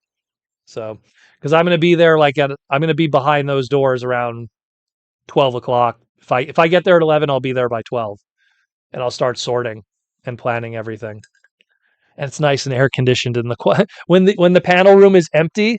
It's me, Ian, and Paul, the AV guy who handles all the stuff on the screen, and we just like chill in there quietly sorting, in the big empty panel room. So, but worst case, Swedish Chef. Worst case, if Colin doesn't have a box to put stuff in, like if he just tells you just hold on to it and give it to me in person, then just give it to me. Actually, give it to me in person then, because then I'll give you your tickets. There's that too. So usually the people who donate in advance, it's because they're not going to be there for the raffles. So we will see. We will see, but it's going to be hype, my friends. It is going to be hype. Looking very much excited. I'm super like the Toronto shows, and I've said this before, but I'm going to say it again for people who are new in the chat. The Toronto shows are the smallest ones. Like of the three TFcons, giggity, the smallest ones. Um, of the three TFcons, it's always the smallest one. Toronto's the smallest. Whatever's the East Coast one, Orlando, Washington, Chicago, in that bubble, Detroit. Those are always the second biggest ones, and then the LA one is huge, giggity, massively huge. The Toronto ones are the smallest ones, but they're also the most social because they're smaller. They're much more, I guess, for lack of better words, they're just a lot more community based. And as a result, what I like about them is because I drive in, I could run a parts party. I could bring a bunch of stuff. I could load up my car, drive on down, and do a parts party. So that's what I'm going to do. On top of everything else. So like I'll do the charity auction, have that all done, and then charity auction usually ends. I mean, we usually peter out around 10 p.m., 11 p.m. It really depends. And then I'm going to race upstairs when I'm done, crack open that door, make sure the signage is up, tweet out my parts party room that I'm sharing with another guy. And yeah, and then we're going to make it happen. We're going to make it happen, and it's going to be some fun stuff. Any word on the door prizes? That is completely decided by the dealers. I don't know. Like the day of Chosen Prime is going to be like, here's this big item. So we'll find that out soon enough. We'll find that one out soon enough. That's always decided by like the big sponsors of this weekend. Whenever you see like sponsored by Chosen Prime, ages 3 and up. So we'll see what those big prizes are. You just won a BotCon Striker for an affordable price. $300 on eBay. See, this is why, I always tell people like it's something where it sounds like $300 is expensive to get the BotCon Striker, but imagine if you went to BotCon in person to get that Striker, right? The box set would have ran you back $350. Now, granted, the Striker was in that box set, but then the flight, the hotel, food for the weekend, all of a sudden that $300 for that BotCon Striker doesn't sound too bad. That's why so many times, like people when they complain sometimes about the prices of certain items, but then I tell them, you know what the alternative would have been? Like they're like the cheapest scenario to get some of those items is, well, outside of having a friend who just picks it up for you and you sit at home doing nothing, but the cheapest alternative is that buying off of eBay. So many like Japanese collectors, they would tell me that. They would be like, it's cheaper for them to go on eBay like the day after BotCon back in the day and buy everything in one swoop. You'll always have like that one seller that will go to BotCon, buy every exclusive, and then sell it all as a giant lot for like $1,500. And then a Japanese guy will just swoop in and buy it without question. Why? Because that Japanese dude, if he wanted to go to BotCon and buy everything, just the plane ticket is almost $2,000, let alone his hotel, let alone his Uber from, well, Uber didn't exist back then, but let alone his taxi from the airport, then food for the weekend. We haven't even talked about his BotCon package that he has to buy, which will get him his box set, and then all the other exclusives, and then the Army Builder set. A Japanese person coming to BotCon, they're probably like $5,000 in the hole before the weekend is over just to experience that. So all of a sudden, that $1,500 eBay listing sounds a lot more appealing. So just a little food for thought sometimes when it comes to picking up those items. It's the same thing. Like I go to San Diego Comic Con, and when I see the lines for those exclusives that I don't want to stand in, like I have stuff I have to do that weekend. I don't have time to stand in a line for 3 hours to get Death's Head that's going to then end up at, you know, GameStop later. And then I'm going to feel like a stupid idiot, you know? So to me, it's just like I rather avoid the line and buy it later on at a slight markup from a guy who stood in line for 3 hours who doesn't value his own time. But that's his problem, in all honesty, because it's like, what is your time worth? I stood in line for 3 hours to get this death head for 45 USD, and I'm going to sell it for 80. And it's like, man, 3 hours of your life is worth $35 profit on eBay, which then they take, 20% away in fees. So then you make like $15 for 3 hours of your life. Okay. You know what I'm getting at? It's like sometimes I wonder. You're just better off just going online, dropping the money. Uh yeah, get it off of Pulse. Like it if you could get it online, if you could get it online, the opportunities are way better. To me, conventions are for one thing and one thing only. And really, for me, it's the social part of it. It really is. Dealer rooms are fun. Dealer rooms are great. Exclusives are great. They're great. But in all honesty, like, would you fly all the way to TFcon and then talk about how, oh my God, I got this great deal on Minerva. Minerva's $2,000 on eBay, but I bought Minerva at TFcon for 1,500. I saved $500. And it's like, hey, that's great. But then you have to spend $500 to get to TFcon. So it's something where unless it's really close by, like it's just, you have to balance that. But it's got you, if you're going to TFcon, make it a social experience. Have a good time, hang out with people, and the buying of the toys and the stuff like that are truly secondary. They truly are, because you're not always going to get that good catch. I mean, and especially with TFCon, when it comes to those big exclusives like the Fireman one I just showed you, like it used to be back in the day, you could buy some of those crazy expensive exclusives and turn around and sell them on eBay. Those days don't exist anymore. TFCon's attendance at most is going to be maybe 1,000 people at most. If there's 600 units of Fireman, there's no way in hell everyone's buying that's going to sell out. There's going to be leftovers of that on Chosen Prime's website on Monday. And if you didn't go to TFCon, it'll be available there. So don't I'm just going to tell you right now, don't buy from a scalper just yet off of eBay. The direct market purchase through Chosen will probably be an opportunity just because of how, I mean, 600 units for a Canadian convention. I don't think so. I was able to sell 100 units of my Galvatron because it was cheap. You know what I mean? $20 isn't going to break people. $120 is a different story. So, but it is what it is. Oh my God, we only have 15 minutes left? Oof, we flew today. Jeez, jeez.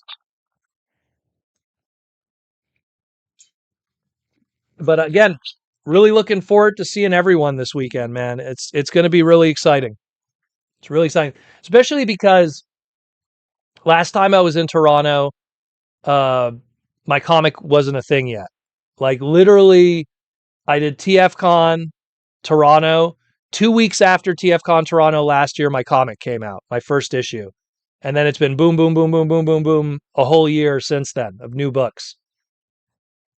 My Timelines book, my 6 issues of ongoing, the free comic book day book I worked on. Like it was just one thing after another. So it's going to be like a grand return. And I'm going to have a bunch of those there too. So if you guys, didn't get any of the older issues, I'll have some back issues available for people to pick up. Don't worry about autographs, those are free. I'm also going to be bringing the Alex Milne cover. Alex did a cover for my Mega Man book. So that'll be available to pick up also if you want.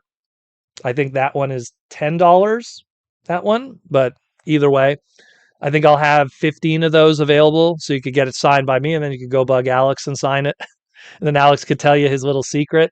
So Alex, when he did the cover, he purposely made it that my name gets hidden in the art because that's how Alex is. So, but yeah, good stuff. Good stuff. It's going to be really fun. It's going to be really fun, Toronto. I always look forward to it. Like to me, like LA and Toronto are like usually the TF cons. The East Coast shows are fine, but there's so much more. I don't know. They feel like blurs to me. I don't know why. Like it's fun to meet the fans at them, but like there's nothing that like makes it unique. It's just dealer room. Orlando is going to be fun, but Orlando is also unique because of its environment. But I mean, Chicago felt like a blur. It really did. Like Chicago, it just felt like, oh, it's another show. So you got the Tiger Hawk, but no big red dragon. Well, they didn't have them. All they had was they had like because this is the United versions, right? So like this is United Laser Optimus. It isn't like the Wave One stuff or Legacy, excuse me. And so that was like the case assortment that they probably had at $20 a piece. Where's the stickers on these? Are they gone already? So these were like 20 a piece. So that's really good. And then this this came in a case assortment with the War for Cybertron Skywarp. So, and these were 15ish.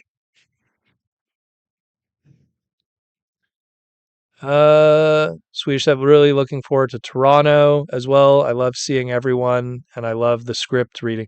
Yeah, script reading is going to be hype. Um, just so much going on, man. It's always really good. Again, charity auction, parts parties, smaller cons, so much more community based. Dealer room, has unique items in there as a result of that. You have the voice actors and the guests are always great. Again, because it's Canadian, it's cheaper if you're paying in American dollars. That exchange rate is really favorable for you right now. So it's just a lot of good stuff. A lot of good stuff. Even me, I still have to get some stuff ready for the show, but it's going to be pretty hype. You know, it's going to be pretty hype. Ninjatron, are you the one writing the script, by the way? Because I know that Phil is no longer writing it anymore. So I don't know who's the one who replaced Phil for the script reading. Phil's been doing the script reading for, gosh, almost 20 years. No, more than that. Maybe something like that.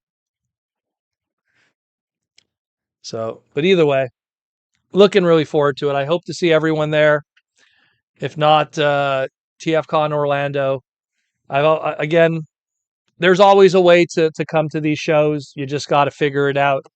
I keep telling people, don't ever Like, don't waste this time in life now. If you want to go to a convention, figure out a way to go to a convention. Don't expect them to just like show up, like, oh, like they're going to one day be in my town. I don't know. I'll never. Oh, Rudy Mack, what's up? Gold super chat from Rudy Mack. I want a Galvatron and Hot Rod exclusive plus some Ninjatron stickers. Well, come by. Our booth will be somewhere in the dealer room because Aaron isn't here this year. So me and Aaron aren't going to have our booth like we normally do. Aaron will probably be at Orlando for sure. But so I'll be somewhere in the dealer room. You won't be able to miss me. I'll have like all the Mega Man books and the display and stuff. So don't worry. Don't worry about that. But as I was saying, and thank you for the super chat, Rudy Mac. Hope to see you next week for sure. For sure. But I remember one TFcon. I don't want to like say who it was, but I remember there was this girl, like she was at the bar and she was just like, where you should do TFcon? You should do it in, I don't want to say where because it might identify her. In this city, like we have like the third biggest independent racetrack in the world and blah blah blah. Like she was saying, and then she said all of this to me, and then I said to her, I was like, let me guess, you live in that city, right? She's like, yeah. And it's like, no surprise. Everyone wants it to be close to where they live for convenience. I get that. I get that. Trust me, I get that. I understand because it would just make your life easier. But as I just said, the best TFCon for me is TFCon LA. TFCon LA can't be any more further away from where I live. I live in Montreal, Canada. Just think New York, just for simplicity's sake. I live in Montreal, Canada. It's the other side of the continent. It's like, I mean, at best, it's like a 6-hour flight at best on a good time. And then getting your suitcase and then LAX airport to the convention center. That's another 45 minutes. It's a whole thing, you know? But I still think it's the best one. And I hope they continue to keep it there because it's consistently good. Where if they did it like, I don't know, San Diego, it might not be as good in my opinion. Because I saw how BotCon San Diego was, and it was okay. Uh, Secret Kingdom, yeah, man, just Secret Kingdom. All you have to do is figure out what a flight is, figure out what the costs are, and then put money aside. If it's really important to you, if going to the con is important to you, if you're going just for exclusives and stuff, save your time. I always tell people if you're just going for the dealer room and the exclusives, stay home, go on eBay, do yourself like the $300 you're going to waste on hotel or the $200 you're going to waste on flights or gasoline driving. Take that $200 that you would have spent in expenses, put that towards buying something on eBay for yourself. But if you really want to go for the experience and the social of it, then dude, figure out a way to save the money and you could pull it off because I pulled it off all the time on a Burger King salary back in the day. It was just a matter of, okay, put $10 aside here, put $15 aside there. It builds up fast. Speaking of unique items, we were talking about Prime First Edition being in Canada. I picked up a Voyager Prime last year at Toronto. Well, it was because it was plentiful. Those were plentiful in Canada. That's why. There will be flyers up at the con for Proto's table. Come join the block party. What? Who's putting flyers up? There's no need for flyers for the table. Just we'll just be in the dealer room. That's all. We'll be in the dealer room. You can't miss us. The dealer room at TFCon isn't that huge to begin with. I mean, it's like what 5 rows at best. So, and I believe we have an end cap. Like we're going to be like an L at the end of one of those rows. So you'll be able to find us. There's no way you could miss us. I think we'll be okay. I understand if you have like flyers for like parts parties, that for sure makes sense because you got to be able to find them. But I think you'll be fine. And I might have, I'm not sure yet. So I'm going to have the Mega Man comics. I'm going to have the TFCon exclusives. I'm going to have like 1 or 2 little things too I'm going to bring with. I'm thinking of bringing just some little tchotchke items. But also behind me, I have a little space behind me. one of my friends is going to bring some video game items too. I'm not sure what he wants to bring yet, but just little something, little small stuff, nothing too major. I don't even know what he's planning to bring yet, but that too. And that'll also be at the parts party. TFcon Twins says once a year minimum is always required. Us twins have not missed a TFcon convention since 2015. Yeah, well, I don't count the COVID either. I don't count that either. TFcon Twins. That was like I say, that was a situation out of our control.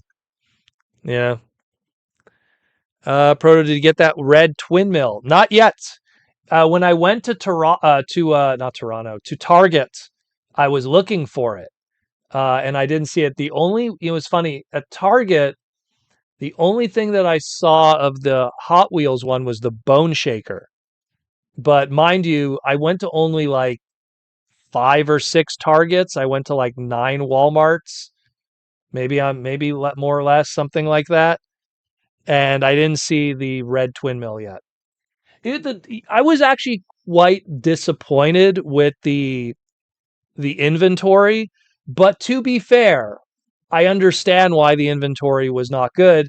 Everywhere that I went was a big city, and it was a big city during the American holidays. So if the collectors are out and about, they're going to get it. You know, you're more likely to find really good finds if you go to like small town USA that doesn't have a Transformer collector in it, and the inventory is always, stacked. So I didn't find one yet, but I'll probably find one at some point.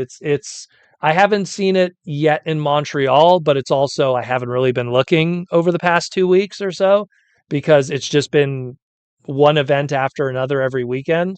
Like last weekend, people saw that I did the signing in Montreal for the comics.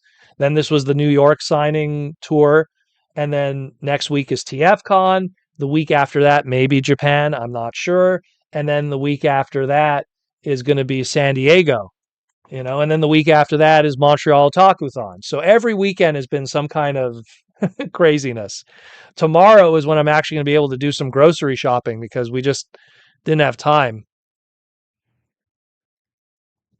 How much are they though? Like I didn't look at the Bone Shaker, how much it is. So it's in its 30s, eh? It's like 30, 31, 32, 33.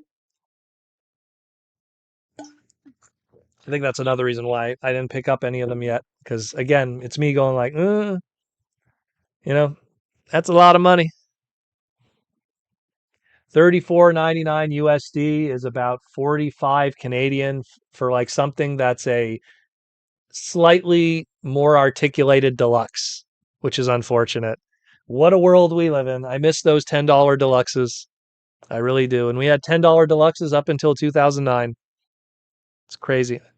Oh, they're 34. Jeez. They're 35 actually, 99. It's crazy how expensive it is. Absolutely crazy. But yeah, that's it more or less. I mean, again, I'll post this one more time for people that missed. Here is the TFcon Exclusives. So once again, we have the Ninjatron stickers. Check those out. That'll be available near my table. I don't know, left or right of me. We'll see how the setup is. But if you want to find those Ninjatron stickers of the Super Mario Nintendo Transformers stuff, just ask me and I'll direct you to them. After that, of course, there's the Chosen Prime booth with their Fireman, which is Scorch, excuse me, from the Turbo Masters from the UKG1 stuff from back in the day, and of course this bad boy. コンボイのマトリックスを持ったサイバトロン新司令官ロディマスコンボイ登場トランスフォーム炸裂する正義のパワー新しいヒーローロディマスコンボイ維新破壊大帝ガルバトロンが迫る立ち上がれロディマスコンボイロディマスの戦いが今始まる対決トランスフォーマー So that'll be available too at TFCon. No joke, 25, 30 units max. That's all we're going to be doing. Again, it's a smaller show, so I'm not going to overproduce. So check that out too. We'll see that at TFcon. But that is it. That is it, more or less, tonight, my friends. We are at the 2-hour mark. Once again, I want to wish all my Canadian people, where's my slide that I always have? I want to wish all my Canadian people a happy Canada Day from July 1st. And of course, I want to wish all my American listeners a happy 4th of July today. Again, the United States is awesome. I love the United States. I go there multiple times a year to have awesome times, awesome food. My wife loves Five Guys. Not, I love how that's worded. She loves Five Guys, the restaurant. Every time we go, she gets it. She absolutely loves it. And then we take a whole bunch of peanuts for the road. It's great. And I hope you guys are having a great 4th of July and just having an awesome time. And I hope to see some Americans who come down for TFcon Toronto next weekend. And I hope to see everyone else later on at Orlando in, Larry, when is Orlando? August? October? I don't remember. I always lose track of that. But giggity. Either way, guys, take care of yourself, your friends, your family, your loved ones. If you want to help support the podcast more, we have a Patreon link. It's in our bio. It'll be in the replay of today's segment. Come join the Patreon if you want to help support the podcast more. Gets you in the Discord, gets your name in the end credit scroll. Patreon isn't your thing. There was those beautiful green names that have been talking this entire time. We were hanging out today. So we even have members here. Exclusive, available to members online. So when it comes to these guys, okay, I won't, for the time being, I can't ship them out.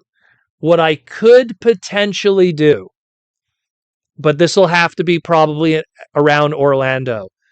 I'll try to figure out something where, because long story short, I've explained this to people before, but I'll explain it again. Your current president got rid of what was called the 800 rule, which was for over 100 years, you were able to ship stuff out of Canada to the United States. And as long as it was under $800, it was duty-free, tax-free, everything was easy. Now they want a third-party company to have access to my bank account so that whenever I ship a product, when it goes to you, they are going to determine the duty and value, and it's going to come out of my pocket without any warning, out of my bank. They don't charge credit cards, nothing. They just take it straight because it's government third-party stupidity. A company called Zonos. That being said, I don't want to go broke sending out, and I send one out to someone in Florida, and they go, "Oh, this is made in Japan. I'm going to charge $15," and then I lose $15 just in duty, and then that adds up across multiple patrons, and then next Proto Man is eating soup out of a can. So, needless to say, it was so much easier when I could just ship it out and not have to worry about anything. So, what we'll try to do is around Orlando, when I know I'm going to be going to the States, I could plan a few in padded envelopes. When I go to Orlando, I'll be at the airport. Airports have post offices.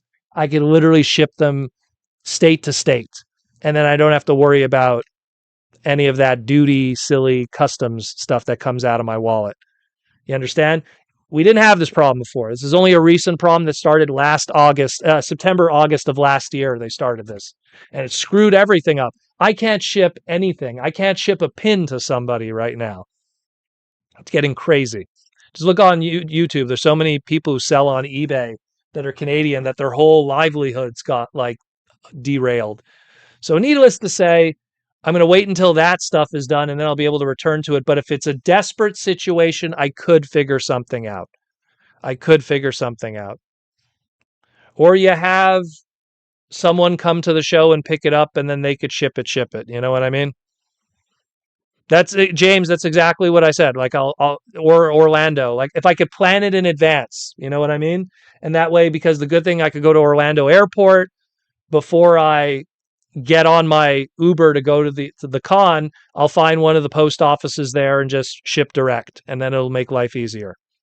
Because when you ship direct, I'm just some guy shipping packages. They don't know my country of origin, and they don't care because it's going from Florida to wherever. So that's kind of the plan. So that's why, like with the Toronto one, small line right now. We're just doing small numbers just for the local Canadian collectors who are coming to TFcon. We'll worry about the patrons and everything afterwards to take care of that, because that's going to be a bit more of a headache, unfortunately. It's all going to be fixed once you, at least I hope it will be. I hope that they'll get rid of this silliness, but it's a whole other conversation. But again, thank you all for love and support. Thank you for everything and everyone who tuned in today. And again, like I said, take care of yourself. Enjoy the 4th of July. Hang out with your family. Blow up some fireworks and enjoy the robots in the skies and everything like that. There's a whole bunch, again, of events. Let me just post those too for people that might have missed it. Again, if you are not able to go to TFcon, Walmart's got you covered. Take a screenshot for that if you want. If you're in the Florida area, Orlando area, there's a few other dates there too. There's going to be some Cyber World events at Walmart. Check that out if you can't make it to any of the other ones. But otherwise, enjoy yourself. Enjoy yourself, your friends, your family, your loved ones. As always, roll out and as peace.